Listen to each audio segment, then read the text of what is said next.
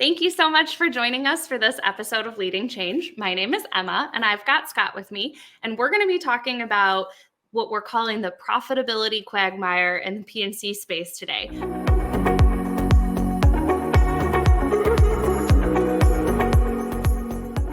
But before I get to all the questions that I've got for you, can you give everybody an introduction? I sure can. And one, it's great to be here. Thrilled to talk to you today. I am the CEO of Pinpoint Predictive, and we'll talk a little bit about that today, I'm sure. But been in the insurance industry for a long time as a CEO for a carrier, and then with McKinsey for a while. And really, I'm an insurance card carrying member. Love the industry. Want to do whatever we can to make it a lasting legacy and continue to contribute to society and protect its policyholders. I just love what we do. Well, thank you for joining me, and I'm excited to dive more into maybe how we get ourselves back on track a little bit to some of the promises that we make to our policyholders. So I mentioned this in the intro here a minute ago. It was like this idea of the profitability quagmire. So can you talk us through, in your mind, what that means and how we ended up in this space? Sure.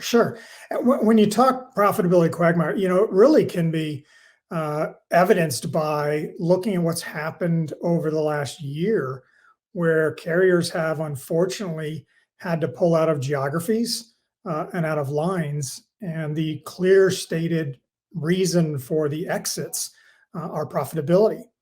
And that's a shame because, again, we're here to protect dreams of individuals and their businesses, and to have to exit a state because of profitability just doesn't sit well with me. But more importantly, I don't think it sits well with anybody in the industry. I'm not attacking anybody. I think we would love to address this. How we got here, probably a couple or several reasons that I would talk about, Emma. First one, obviously there's been some catastrophes, and we'll put that over to the side, but we've also seen a sharp rise in social inflation, cost of replacing and fixing autos, cost of replacing homes. We've all read the news and seen that social inflation issue. We've also had, I would say, ineffective risk assessment, especially risk assessment at the very beginning, learning more about the individuals before they even get in our doors, so we can make better decisions, make sure we're giving the consumer a relevant experience. Overall, it's just better to have that kind of intelligence. And then I also think we fall victim a little bit to increasing our top line growth at the expense of the profitability, and the false dichotomy that those two can't happen at the same time. And I believe, as does the whole team at Pinpoint, that you can profitably grow your top line by using the type of tools that Pinpoint provides. And I guess the last thing I would say is, one reason folks are willing to take that risk on top line growth is they believe they can price appropriately. Well, as we're seeing, because they got their rate increases in the states that had to exit from, that there isn't a rate for every risk out there. There's not a rate for litigation. There's not a rate for six-figure claims in the first year. There's not a rate for an early cancellation. So these are what we've deemed unpriceable risks. And knowing them up front is going to be able to prepare us better as an industry for the situations that we're in today.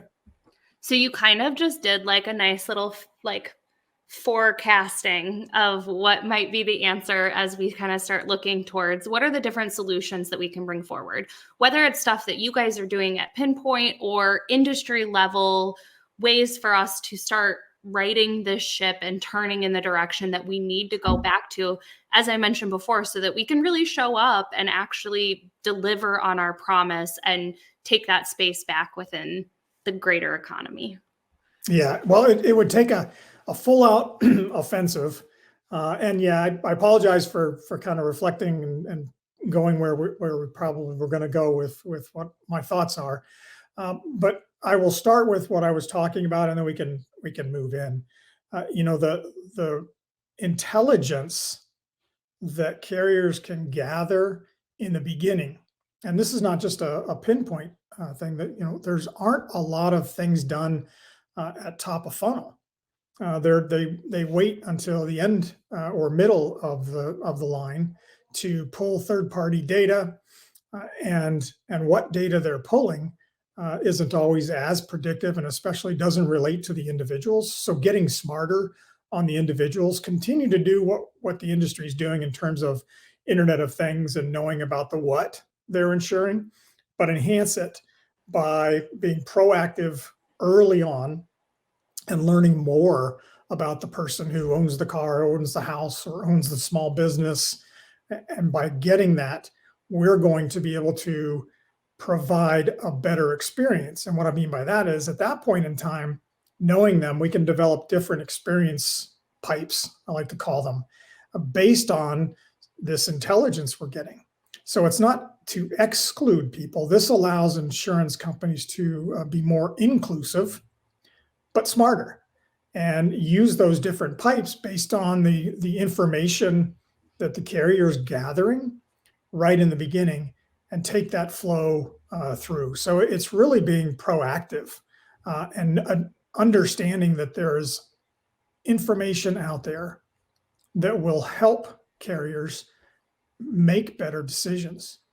They don't have to always file for rate increases. In fact, those are getting difficult to really count on, which again leads to the exits.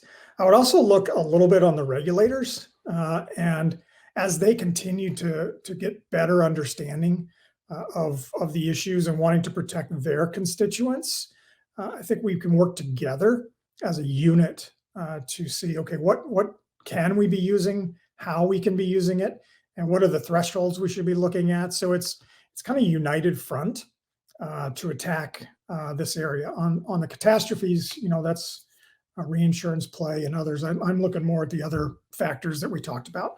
I hope that helps. It does. And you brought up this idea of the Internet of Things and like the data that's associated with that, which again gives me my nice little segue.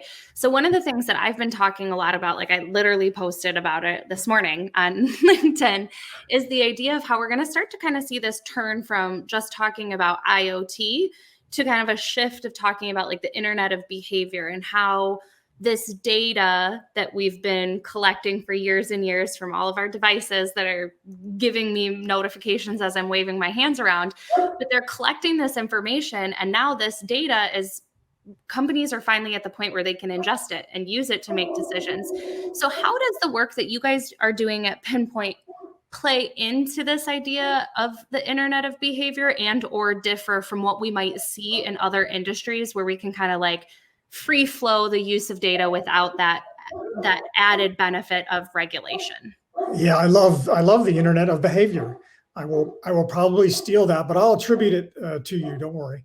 I think we actually fit well into it, but perhaps a little different than what you're thinking about. I'm 100% that behavioral activities and predictors are very powerful. That's what our platform is built on. So obviously, we believe in the fact that these can be more predictive of an individual's behavior and tied to core insurance outcomes than anything that's happened before.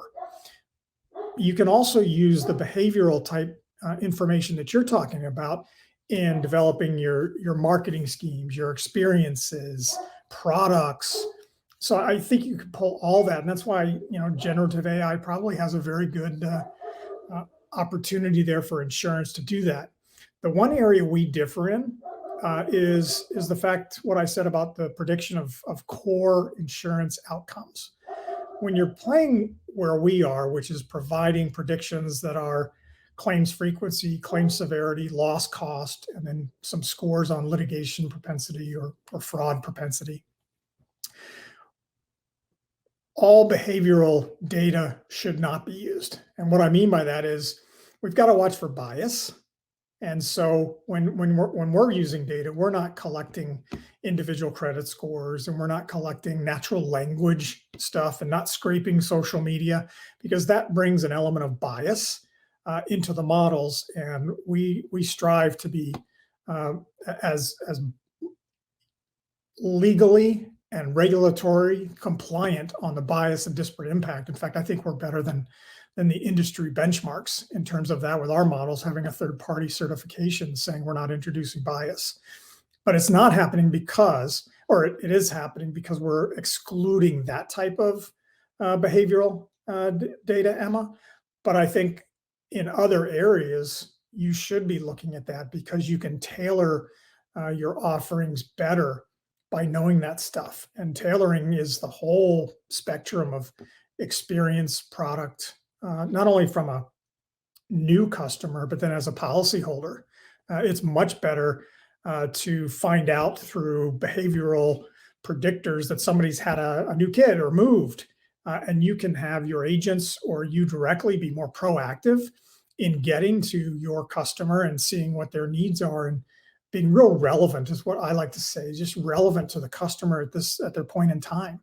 I don't know if that answers fully your question, but it's exciting what those kind of predictors can bring to it. No, it does answer the question. And like I said, I think that it's nice to hear the thoughtfulness that Pinpoint and other leaders in the insurance AI space are playing to be thoughtful about the approach of how we're rolling out these tools, because I think that that's a really important piece for policyholders to understand and recognize how these tools are being used, and that they're being used to add efficiency and help propel the industry to the next stage, not to penalize them or personalize in a way that they wouldn't be comfortable with. So I think that that's a really important designation for us to be making. And I think we're going to continue to see more of those ethical discussions starting to evolve over the next couple of years as consumers are raising their hand and saying, wait a minute, what's happening? Or we, unfortunately, will see some of the litigation that comes out of it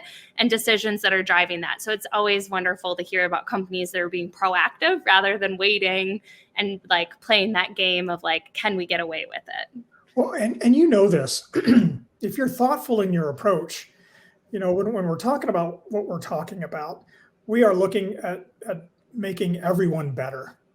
Mm-hmm. And you can make people better without using information that you shouldn't, and making sure what your output is compliant.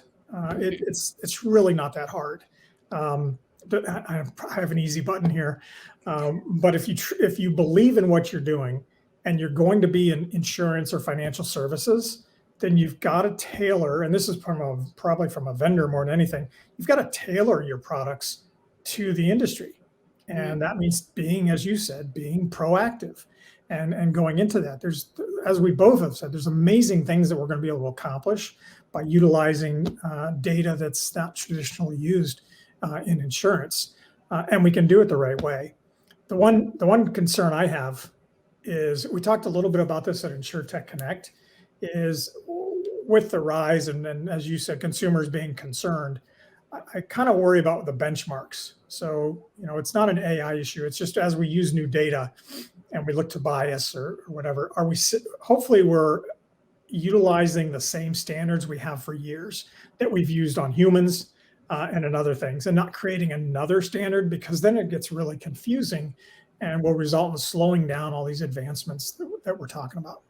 Well, and the role of the regulators is to protect, and those rules and those standards have been set already. And I've talked about this in so many of these different interviews, the idea that yes, there can be inherent bias in data and, machines and tools that we're developing with technology, just the same way that there can be inherent bias from the people that have been making these decisions for a long time.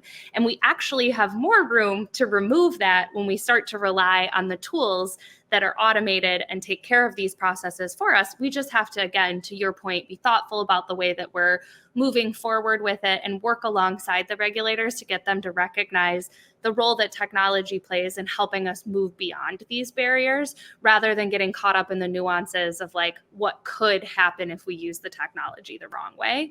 And I think there's more to come. We could probably do a 6-month check-in on all of the things that are happening with what's happening on the regulator side and also the legal side and bills that are coming through with all of this in mind.